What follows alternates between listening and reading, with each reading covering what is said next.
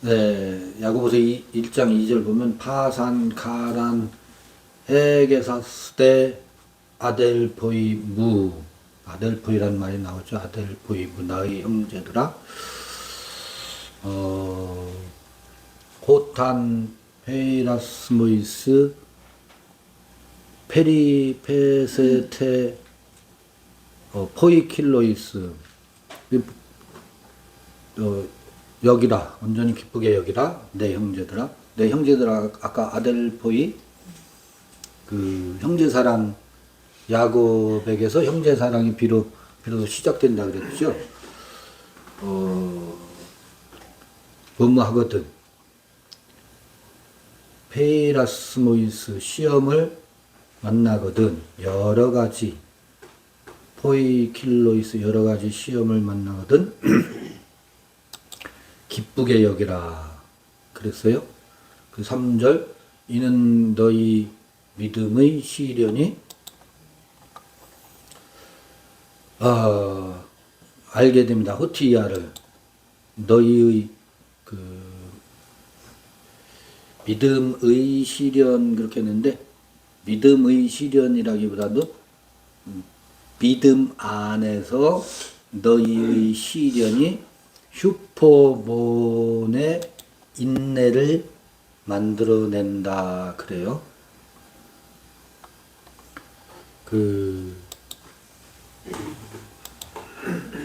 요게 이제 시험과 관련해서 지금 여러분 아까 1절에서 디아스포라라는 말이 나왔었잖아요. 흩어져서 살다 보면 각자 혼자 단단해져서 나도 이제 뭐다? 이제는 나다. 나도 내가 나의 삶의 주인이 되어서 나로 살 수 있는 단단한 여러분 고아가 되어야 사람이 된다고 그랬죠. 고아가 되어 어머니 아버지가 떠나야 아브람이 떠나야 아브라함이 되는 것처럼 큰 아버지가 떠나야 비로소 열국의 아비가 돼요.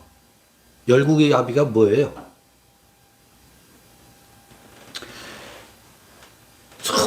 많은 사람들이 아비라는 이야기로 그 열국이라고 하니까 모든 나라의 아버지로 여겨지잖아요. 내 안에 있는 에서와 야곱과 내 안에 수많은 아까 14만 4천의 아비가 된다고.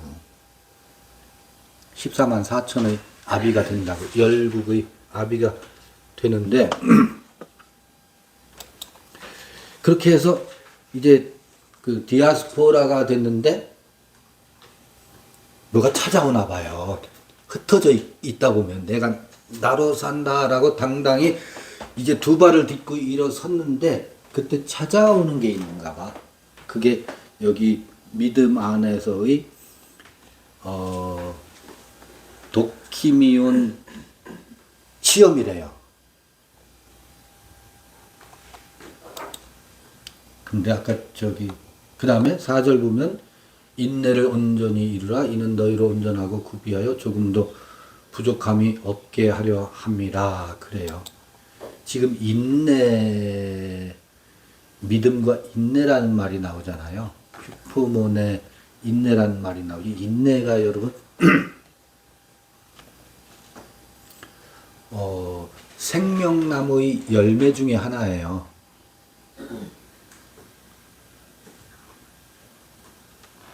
이게 무슨 소리일까? 생명나무의 열매 중에 하나란 말 무슨 말일까? 예? 괜찮아요. 녹음 됐어요. 여러분 지금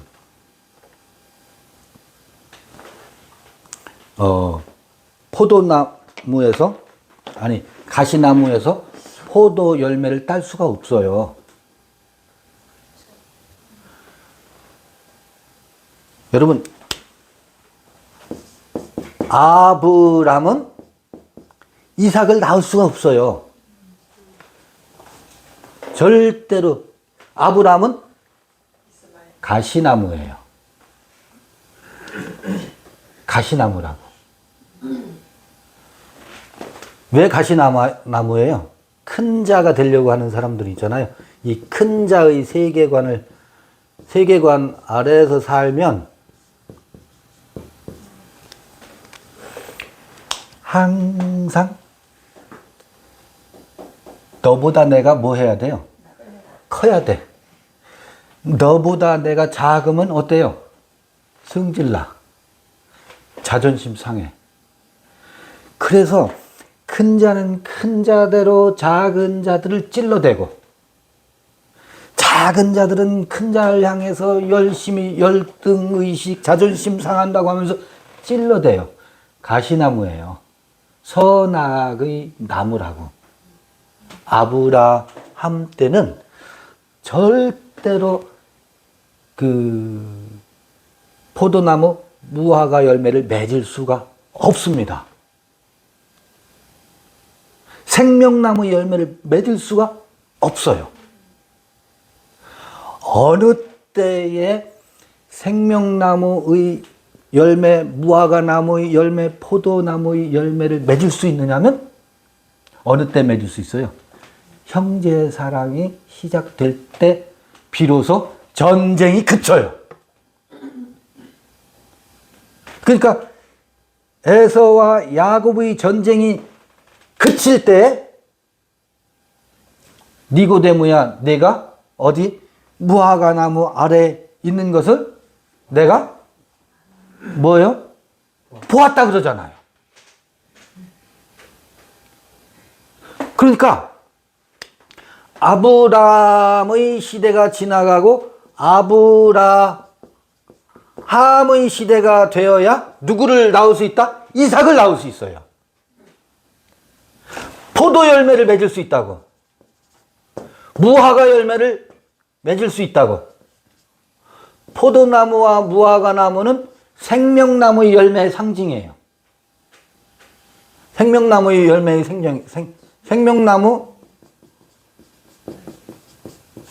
생명나무의 열매는 여러분 갈라디아에서에 의하면 성령의 9가지 열매라고 하잖아요. 그런 사람들은 다 성령의 열매는 9가지인 줄만 알아.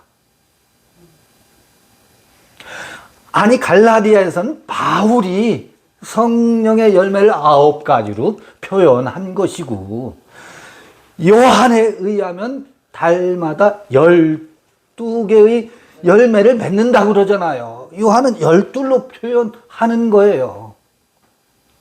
가발라는 또 10개로 표현한다고. 말에 잡히면 성령의 열매는 9가지야. 바울의 말에 잡히면.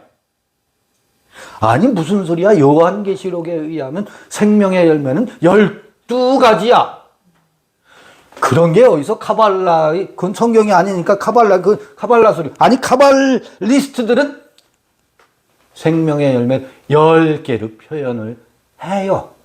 우리가 말에 잡히지 않는다면 생명나무의 열매는 14만 4천으로도 표현될 수 있구나 할 수 있어요, 없어요? 언어는 상징이기 때문에, 기호이기 때문에 그 말에 잡힐 이유가 없어요. 그런데 보세요.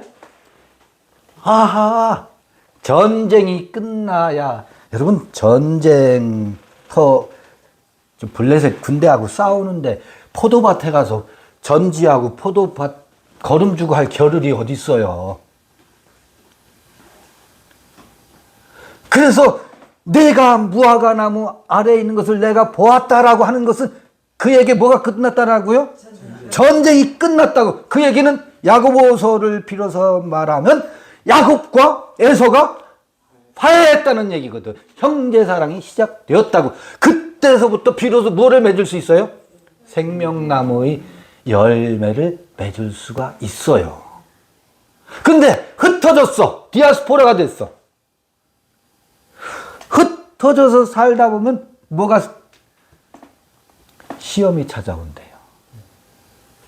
근데 그 시험은 뭐가 시험일까? 근데 그 시험은 인내가 슈퍼모네, 이게 생명의 열매거든요.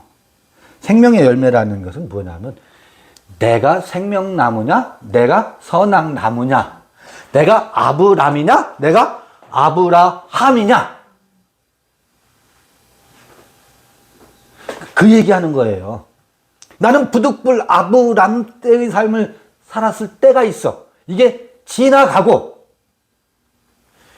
아브라함의 시대가 내 안에 도래했어. 그럼 내 안에 모노게네스, 이삭을 낳게 되어 있다고요. 내가 나로 홀로 하나인 존재로. 아버지와 내가 하나인 존재. 그 다음에 그가 야곱을 낳고 에서를 낳았는데 그 둘이 화해하게 된다고요. 그때부터 맺히는 열매가 많이 있어요. 그런데 그거를 카발라를 비롯해서 생명나무의 열매를 말하려면 시간이 잡힐 터니까 이때 시험을 만난대요. 시험이 어떤 시험일까? 하나의 예를 들어서 설명을 들어볼게요. 흩어져서 내가 나로 산다라고 할 때 발생할 수 있는 시험이 뭔지 아세요? 그 중에 하나. 누가 와서, 물론 나를 찝쩍거리 율법사가 와서 선생이여 우리가 어떻게 하여야 영생을 얻으리까, 이것도 하나의 시험이지. 와서 내 주변엔 늘 선악나무가 질비하니까 그들이 와서 끊임없이 그들의 세계관으로 우리를 찔러대지. 이것도 시험이에요. 근데 그런 시험은 시험도 아니에요. 시험은 어디에서 비롯되냐면 우리 안에서 일어나요. 우리 안에서. 밖에서 찾아오는 것은, 그것은 시험도 안 해. 시험에 들어가지도 않아. 주인과 노예의 변증법, 아까 그 말씀 하셔서 그걸로 지금 설명을 한번 시도해 보는 거예요. 여러분 이거 많이 들어봤죠? 이게 이 주인과 노예의 변증법이 헤겔이라는 사람, 이게 독일의 유명한 철학자의 이야기인데요. 주인과 노예의 변증법이라는 유명한 변증법이 있어요. 주인과 노예는, 처음에는 주인과 노예가 주종 관계로 사는데 한참 지나다 보면 주인은 노예의 종이 돼요. 노예가 없으면 아무것도 스스로 할 수 있는 게 없어요. 밥 지을 수도 없고 옷 입을 줄도 모르고 다 주인님 하면서 종이 다 해줘 버릇하다 보면 어느 때가 되면 스스로 할 수 있는 것은 아무것도 없어. 그래서 노예가 없이는 한순간도 자기 삶을 살아갈 수가 없어. 근데 그때는 노예는 밥 지을 줄도 알고 옷을 만들 줄도 알고 주인에게 구두를 신기울 줄도 알고 허리띠를 졸라매 줄 줄도 알고, 노예는 못하는 게 없어. 자기 스스로 모든 것을 다 할 수 있어. 주인을 위해서도 할 수 있을 뿐만 아니라 스스로는 주인이 없어도 내가 뭐 할 수 있어요? 밥을 지어 먹을 수 있고 옷을 만들 수 있고 말을 탈 수가 있고 모든 일이 다 할 수 있는 노예는 자유인이 되는데 아니 주인은 노예가 없이는 할 수 있는 게 아무것도 없어서 이게 신분으로는 주인과 노예를 유지하려는지는 모르지만 그 의식에서는 주인이 종이 돼버려요. 이 종이 없이는 아무것도 할 수 없으니까 나중에 노예가 어떻게 하는지 아세요? 나 없이 네가 하루라도 살 수 있나 한번 봐라. 파업을 일으키잖아요. 파업을 일으키면 처음에는 불호령을 내리지. 불호령이 안 통해. 그럼 어떻게 돼요? 야, 미안하다. 내가 잘못했으니. 이때는 노예가 완전히 주객이 전도돼서 꼼짝 못해. 이게 지금 대기업과 노동자들과의 관계가 예전에는 이게 산업 현장에서 이런 현상이 지금 구현되고 있어요. 그러면 노동자가 주인이 돼버렸죠. 그건 건강한 노사 관계가 아니에요. 사주가 주인인 것도 건강한 노사 관계가 아니고, 노동자가 주인인 것도 건강한 노사 관계가 아니에요. 그래서 늘 노사 간에 뉴스거리가 많이 나오잖아요. 주인과 노예가, 사주와 노동자가 서로 주도권 다툼을 하는 관계를 넘어서야 돼요. 상호 존중하면서 협력해서 가야 되는데, 노동자가 주인이 돼버리면 그 회사는 문 닫게 돼 있어요. 또 사주가 폭력적인 주인이 돼버리면 그 회사도 건강한 회사가 아니에요. 서로 수평적인 관계가 유지되어야 그 회사는 건강한 회사가 된다고. 서로 존중하고 이익도 서로 공유하고, 어려움도 고난도, 회사의 어려움도 같이 공유하고. 근데 쉽지가 않지. 이익을 다투는 것에서는 그게 쉽지가 않지. 이 복잡한 문화는 세월이 가면서 새로운 문화로 정착돼 가는 과정에 있죠. 우리 노사의 현장에서 그런 걸 우리 뉴스로 많이 보잖아요. 그렇게 하면서 끊임없이 개선되어 갈 거예요. 이게 우리 의식의 세계에서도 동일하게 일어나요. 의식의 세계도 여러분 즉자존재라는 말 많이 들어봤죠? 즉자존재. 어려워서 즉자존재. 철학하는 사람들도 어려워가지고. 영어로 하면 in itself의, 이거 그냥 그 자체로 있는 것. in itself, 그 자체로 있는 것을 즉자존재라고 해요. 근데 피얼지히 대자존재라고 하는 것은 그 자체로 있는 것이 아니라 그 자체로 있는 것에서부터 무엇인가를 위해서 있는 존재예요.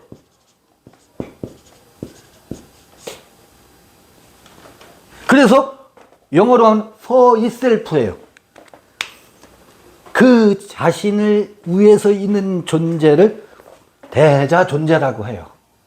즉자존재는 비유하면 사물 존재를 즉자존재라고 그래요. 저 앞에 있는 나무. 이 책은 사물 존재지요. 얘는 어제도 이렇게 있고 오늘도 이렇게 있어요. 내일도 이렇게 있을 거예요. 그 자체로 있어요. 그 자체로 있고자 하는 것. 그게 요즘 유행하는 말로 그 자체로 있으려고 하는 것 있잖아요. 그걸 보수라고 그래요. 보수. 보수주의예요, 이게. 그냥 체제 변화 싫고 나는 지금 이것이 좋아. 여기 변화가 생기는 건 나 싫어. 근데 그것은 정신의 세계에서는 이게 정신은 그럴 수가 없어요. 이건 박제된 거잖아요. 박제. 우리의 의식은 그 자체로 있으려고 하는 특성이 있어요. 새로운 변화가 오면 불안해.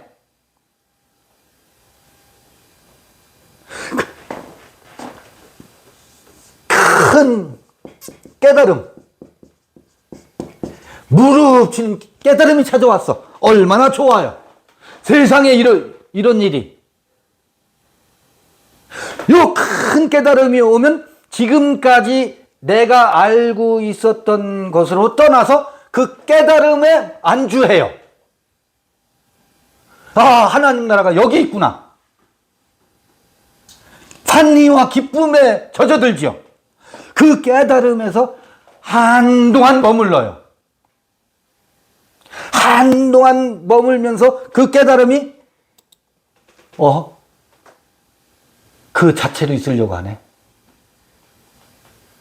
너무나 귀하고 너무나 소중해서 이게 천국이구나 해서 그 깨달음에 안주해서 그 자체로 있으려고 하는 속성이 우리 안에 있어요. 그런데 그렇게 생명은 그럴 수가 없는 거예요. 생명은 어제 밥을 맛있게 먹었으니까 오늘 안 먹어도 돼, 이런 게 없어요. 그 자체로 있으려고 하는 것에 머물지 못해요. 우리 의식은. 우리는 이것이 이 상태가 한번 오지요. 근데 이 자체로 있으려고 하는 것이 여기서 말하는 시험이에요. 시험. 그 자체로 있게 되면 그게 하나의 기준이 되고 사물을 판단하는 기준이고 사람을 바라보는 눈과 편견과 선입관으로 얘가 뭐예요? 이 깨달음이 율법이 돼버려요. 모든 것을 바라보는 기준이 돼버려. 아니, 이게 너무나 귀한 깨달음이니까. 이것은 지나가야 되는 건데 그것에서 멈춰서서 그 자체로 있게 되면 생명력이 있던 것이 박제돼서 뭐가 된다? 율법의 나락으로 떨어져요. 이게 뭐다? 이 시험이에요. 흩어져서 디아스포라가 되어서 각자의 자리에 있을 때 생길 수 있는 가장 큰 시험이라고. 나는 이거면 됐어. 나는 이제 자유자야.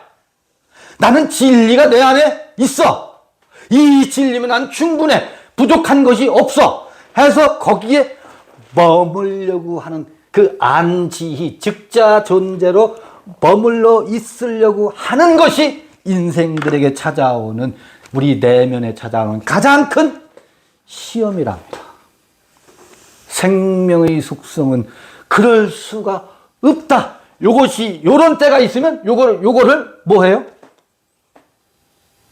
이게 아무리 귀중한 깨달음이라 하더라도 이것을 도그마, 어떤 교리, 요걸로 박제시켜 놓진 않습니다. 그건 그런 뜻이 아니고 이런 뜻이야.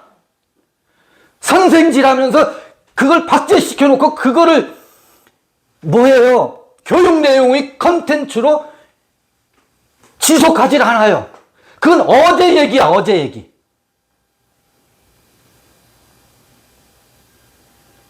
이게 우리가 빠질 수 있는 함정이라고. 많은 선생 하시는 분들이 그거 하고 있어요. 깨달음을 박제시켜 놓고 그걸로 사람들에게 끊임없이 뭐해요? 앵무새처럼 반복 교육하고 있어요. 이거는 뭐예요? 그 자체로 있으려고 하는 속성이 우리 안에 머물고 있는 이게 뭐다? 시험이래요. 요거를 뭐 해야 된다고요? 지나가야 된다고. 이 내용이 무엇이 됐든 거기에 뭐 하지 마라? 머물러 있지 말라. 그것은 나를 나 되게 하는 것이 아니다. 나는 끊임없이 매일 새롭게. 그러니까 요것이 나를 숨쉬게 했죠. 너무너무 행복하게 했죠. 행복하게 했던 그것이 뭐 해야 된다? 날마다 죽어야 됩니다. 죽고 피얼지히 새로운 나를 위해서 내가 서 있어야 된다고. 지금의 깨달음을 그게 아무리 귀중하고 소중하다 할지라도 그거를 부여잡고 거기 교리에 도그마에 잡혀서 그걸로 나를 판단하고 사람들을 판단한 기준으로 삼지 말고 그것을 뭐야? 떠나라. 떠나서 오늘의 나를 향해서 내가 어떻게 해야 된다고요? 서 있어야 된다고요. 오늘의 나를 향해서 다시 서 있게 되면 어제 그 내용을 잃어버려요.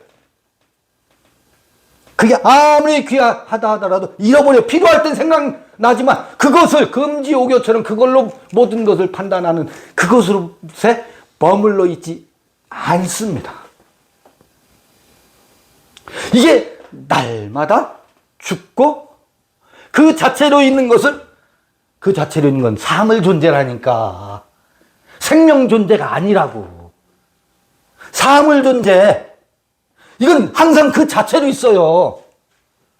보수주의자는 늘 그 자체로 있으려고만 한다고. 그런데 사람은요 보수주의자로만 있을 수가 없고 진보주의자로만 있을 수 있는 게 아니에요. 이게 떠나서 새로운 나를 향해 있죠. 그 새로운 나의 오늘의 나가 또 찾아와. 근데 그 오늘의 나를 또 뭐 하고요? 한동안 그 자체로 있으려고 해. 그 자체로 있으려고 하는 것. 이게 주인과 노예가 계속 반복되는 거예요. 깨달음의 노예가 되는 거예요. 이거 도그마에 잡혀 있으면 깨달음이 주인이고 내가 그 깨달음에 잡혀서 노예가 돼 있는 거예요. 근데 그걸 떠나면 얘가 뭐가 돼요? 얘가 노예가 된다고. 노예가 된다는 말은 내가 새로운 내가 주인이 되고 얘가 주인이 아니라 도그마가 지금 다 주인이 돼 있다고. 여러분 이게 아니 칼빈의 예정론 교리가 온 교회를 끌고 가는 주인이 돼 있다고. 교리가 도그마가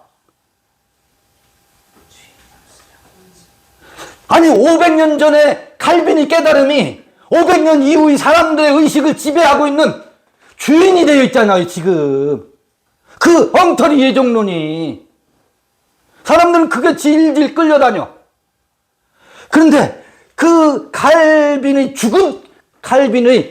죽은 칼빈의 도그마 어록이 이 시대의 사람들이 정신세계를 가스라이팅 시켜가지고 칼빈주의자래.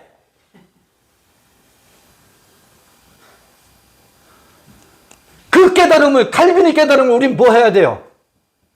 그것에 질질 끌려서 노예로 살아서는 안 된다고. 그거를 뭐 해도 박살내야 내 안에 나의 정신이 찾아온다고요. 그러면 그 칼빈의 깨달음 뭐가 돼요? 나를 섬기는 하나의 징검다리로서 내 지나온 발자취이지 지금 나를 지배하는 정신의 주인 역할을 못한다고. 그것이 얼마나 엉터리인지를 바울 로마서를 다시 읽으면서 우리 그거 많이 칼빈 예정론 해체시켰잖아요. 그게 아니다. 그러면 주인과 노예의 자리가 어떻게 해요? 뒤바뀌잖아. 칼빈이 우리의 주인 역할을 이제는 더 이상 못해요. 내가 내 삶의 주인이지. 자, 그러면 또 이제 나의 칼빈 예정론 그건 엉터리 예정론이야 해서 그걸 박살내고 나의 깨달음이 우리에게 나눠졌죠. 그건 그때 나눠진 거야. 그것에 또 우리는 또 잡힌다고. 그 순간 그걸 박제시켜 놓고 또 교리화하면 여기에 진리가 있어. 여기에 와야 돼. 이게 돼버린다고. 그럼 우리는 또 선민의식, 우리만 구원받은 자, 요따위로 흘러가잖아요. 그 내게 찾아온 깨달음을 그 자체로 있는 것으로부터 뭐 해야 된다? 떠나야죠. 그러면 새로운 오늘의 나를 향해서 우리가 서 있고자 함이거든요. 이게 인내를 만들어낸 인내의 생명의 열매를 맺게 한대. 이게 시험이에요. 시험이라고 하면 자꾸 누가 와서 우리를 찔러대는 것을 자꾸, 그리고 그건 무슨 뭐 사업을 했는데, 코인을 샀는데, 주식을 투자했는데, 그건 시험도 아니에요. 그건 다 겪는 거예요. 다. 자본주의에 살다 보면 그거 다 겪는 거예요. 너도 겪고 나도 겪는데 세상 나에게만 시험이겠어요? 그건 유치원 때 다 하는 것이지. 이게 시험입니다. 이게. 자, 즉자 존재에서 대자 존재가 되고 이게 또 다시 뭐가 돼요? 요게 하나의 즉자로 나타나요. 머물러 있으면 즉자가 된다고. 그래서 이때는 즉자 대자래. 즉자와 대자 사이를 뭐해? 끊임없이 왔다 갔다. 종과 주인, 주인과 노예, 노예와 주인. 이 주인과 노예의 변증법이 우리 안에서 어떻게 해요? 끊임없이 일어나요. 이건 해겔의 그 용어를 빌어서 제가 설명을 드려보는 거예요. 우리는 교과서에서 정반합이다. 그 정반합이 뭐죠? 아, 그런, 이게 우리의 의식세계를 지배하는 굉장한 규칙을 해겔이 정신현상학이라고 그러잖아요. 정신의 현상에 대한 학문이라고. 우리의 의식의 세계에서 일어나는 변화를 설명하는, 이걸 뭐라고 하는지 해서, 이게 이 철인들을 성서 기록 시대에 이런 인물들이 나왔으면 철학자 아무개라고 하지 않고 선지자 아무개로 이야기 속에, 성서 이야기 속에 기록되었을 거라고요. 근데 지금은 머리 아픈 철학자 해겔이지. 선지자예요. 그 성서의 언어를 빌어서 말하면 이런 이들이 선지자라고. 앞서 알아서 우리의 정신, 의식 세계를, 그런 성서는 이게 이야기로 풀어갖고, 이 해겔 같은 사람들은 이 정신현상학에 대해서 논리적인 언어로 표현해 가고 있을 뿐이고, 저는 이거를 빌어다가 지금 야고보서 시험에 대해서 설명을 해보는 거예요. 이렇게 갖다 해보는 게, 이게 시험 맞지요? 이게 시험입니다. 이 시험을 만나거든 뭐 해라? 기뻐하래요. 무슨 열매를 맺을 것이기 때문에? 인내의 열매, 슈퍼모네의 열매를 맺게 한대. 이게 누구에게 있을 수 있는 거라고? 디아스포라들에게 있을 수 있는 자기 존재와 자기의 디아스포라는 나는 나로 산다라고 자부하는 이들이 예루살렘을 떠나서 유대와 사마리아와 땅끝까지 이르러서 디아스포라로 있을 거 아닙니까? 그들에게 다가올 수 있는 시험이라고 이게. 그래서 그들에게 보내는 편지래요.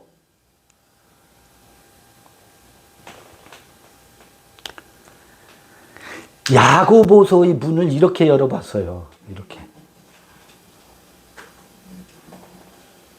이렇게 야고보서의 문을, 아까 그런 질문 때문에, 이거 굉장히 어려운 말이에요. 어려운 말이어서 철학을 전공하는 사람들도 이 말을 써가면서 그게 무슨 말인지 모르고 써요.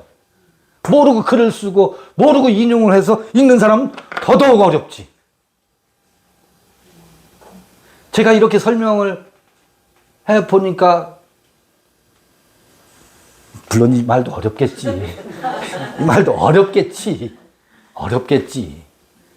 이게 주인과 노예의 변증법이고 우리 정신 의식의 세계에서 일어나는 끊임없는 변화의 현상인데, 이렇게 해가지고 어디를 향해서 가는지 아세요? 우리의 정신이? 홀리 스피릿을 향해서 간다고. 끊임없는 이 즉자와 대자의 관계를 끊임없이 반복하면서 우리의 정신은 어느 정신을 향해서 간다고? 해겔은 그걸 절대 정신이라고 했지. 세계 정신이고, 그걸 얼이라고, 우리 말에는 얼 사람이라고 하지. 세계 정신이라고도 하고. 근데 그 세계 정신을 오해를 많이 하죠. 그 시대적인 배경이 있어서 오해를 많이 하는데, 성서는 그렇게 해서 우리가 어디를 향해서 간다고요? 홀리 스피릿, 우리 안에 있는 홀리 the most holy place, 그 지극히 거룩한 장소가 지성소라고 하잖아요. 그 지성소는요, 깨달음이다. 깨달음이 있다, 없다, 이것이 없어요. 깨달음은요, 지극히 거룩한 곳에서 일어나는 게 아니고요. 깨달음은 어디에서 있는 건지 아세요? 깨달음은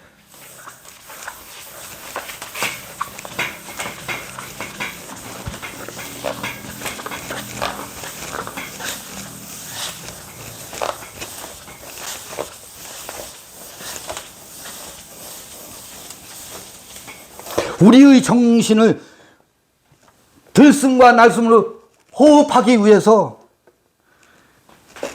그건 이제 동양식으로 말하면 무극이 있고 태극이 있다 그러잖아요. 태극은 뭐예요? 음과 양으로 이루어졌다 그러지요. 음과 양으로.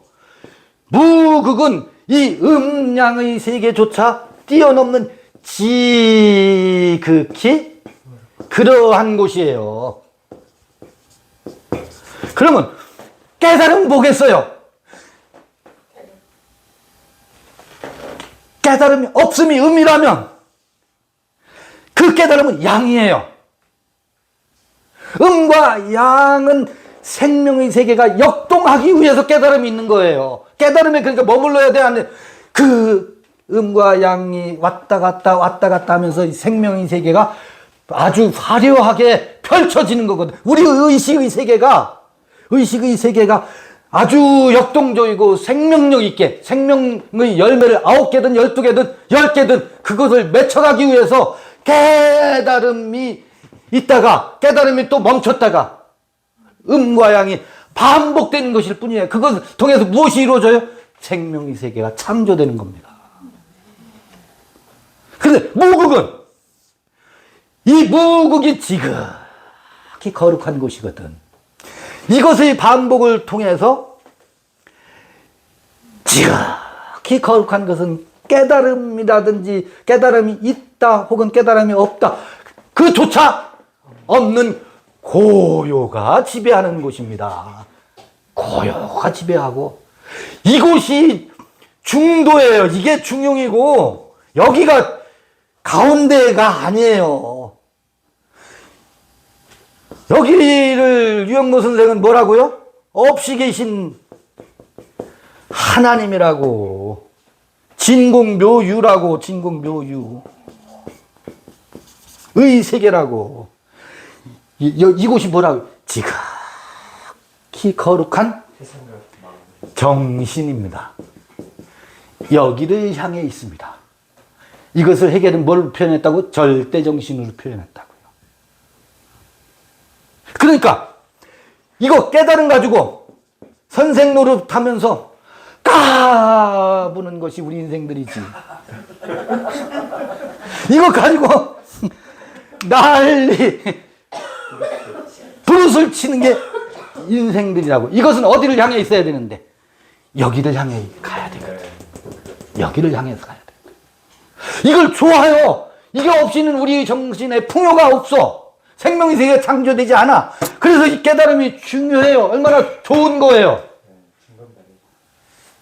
그런데 여기에 잡히면 돼야 안 돼요. 잡히면 그게 도그마라고요. 노예가 되는 거예요. 자유인이 아니라고. 깨달음은 늘 뭐예요? 오늘 아침 먹은 것 가지고 거기에 잡혀 있으면 내일 아침 밥맛은 없어요. 어제 그 밥이 그리워서.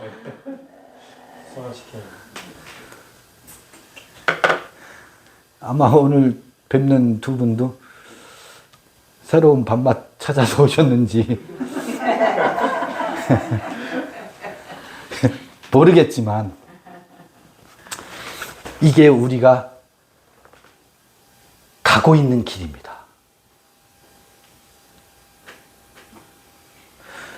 그러니까 이 중간에 이것은 수없이 많을 수 있어요. 그러니까 어느 게 옳고 어느 게 틀리고 맞고 틀리고가 없어.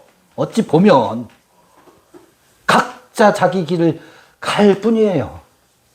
나는 내 길을 터이고 시어머니는 시어머니의 길을 가고 며느리는 며느리의 길을 가는 겁니다. 어찌 며느리와 시어머니가 하루아침에 화해하길 바라요. 세월이 가야 화해하지. 각자의 길을 가는 겁니다. 아니 지금 30년 40년 같이 데리고 산 남편과 아내도 뭐가 안 되거든? 이해가 안 되는데 각자 저마다의 길을 우리는 이렇게 길동무하면서 가는 거지요. 그러면서 흩어져서 각자의 자리에 살면서 야고보가 디아스포라에게 보내는 편지를 읽으면서 우리 자신을 한번 이렇게 짚어보기도 하고, 아하, 우리가 시험에 들 수 있겠구나. 우리가 이 지점에서 이 지랄을 하고 있었구나. 이거 한번 점검하고, 그거 넘어가면서, 아하, 우리의 선진들이 이래서 이런 편지를 남겨놓는구나. 그래서 한번 읽어보는 거죠. 이것으로 야고보서 2번째 시간 마치겠습니다. 수고하셨습니다. 수고하셨습니다.